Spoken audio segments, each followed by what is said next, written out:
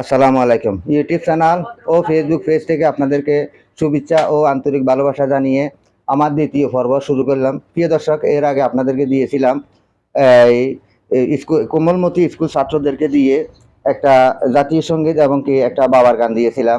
এখন আমি এই ছাত্রদেরকে দিয়ে আবার বাবাও তো আমাদের সমতুল্য, কারণ আমরা বাবাকে যেরকম প্রাধান্য দিতে হবে মাকেও দিতে হবে। কারণ বাবা হচ্ছে বট গাছ, মা হচ্ছে বট গাছ। যারা বাবাকে চিনবে না, মাকে চিনবে না, তাদের জীবনে কোনো শান্তি আনয়ন হবে না। তাই আমি এখন তোমাদেরকে মায়ের একটা গান শোনাবো, তোমরা শুনবা? মায়ের একটা গান শোনাবো, মাকেও আমরা সম্মান করতে হবে। তাই ইন্দ্রমোহন রাজবংশী বলছিল যে আসলে এই মারা সব সময় বিনা তারে খবর নেয়, মাদের কোনো মোবাইল লাগে না। সন্তানের যদি কোথাও কোনো সমস্যা হয় মায়েরা নিজেরাই জানিয়ে যায়। তাই ইন্দ্রমোহন রাজবংশী বলছিল, ওরে মায়ের চেয়ে আপন কেহ নাহি রে দুনিয়ায়, মায়ের নাম মুখে নিলে শান্তি পাওয়া যায়, ওরে মায়ের মতো আপন কেহ নাহি রে দুনিয়ায়।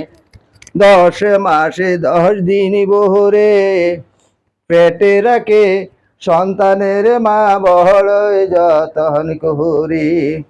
10 মাসে 10 দিন বহরে পেটে রাখে সন্তানের মা বড়ই যতন করি। বট বিকের ছায়া যেমন মায়ের স্নেহ লাগে তেমন, সুখে দুঃখে কাছে ফেলে পরাণ যে জুড়াই, ওরে মায়ের মতো আপন কেহ নাহি রে দুনিয়ায়, ওরে মায়ের মতো আপন কেহ নাহি রে দুনিয়ায়। মায়ের নাম মুখে নিলে শান্তি পাওয়া যায়, ওরে মায়ের মতো আপন কেহ নাহি রে দুনিয়ায়। সন্তান যে তাকে যেমন ভালো মন্দ কিছু হলে পরে জানে মায়ের মন।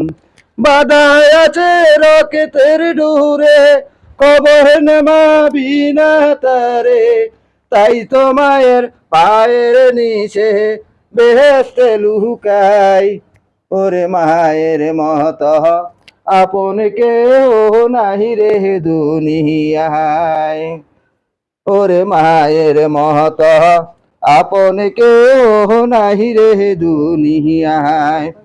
মায়ের নাম মুখে নিলে শান্তি পাওয়া যায়, ওরে মায়ের মতো আপন কেহ নাহি রে দুনিয়ায়। প্রিয় বন্ধুগণ, আমার এই মায়ের গানটা আপনাদের কাছে কেমন লাগছে? অবশ্যই ভালো লাগছে। তাহলে আমরা কি করতে হবে? মাকে ভালোবাসতে হবে আর বাবাকে ভালোবাসতে হবে। কিন্তু বাবারা আসলে মারা কিরকম, কারণ বাবা যখন মারা যায় তখন বাবাকে চিনে, মা যখন মারা যায় তখন মাকে চিনে, ঠিক আছে? কিন্তু আমার মা এখনো আছে। প্রিয় বন্ধুগণ, আমার মা এখনো আছে।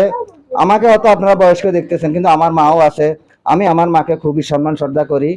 তাই আমি আপনাদের কাছে সেই আবৃত্তি এবং কি সেই আবেদন জানাইতেছি, আমরা সবাই মাকে ভালোবাসবো।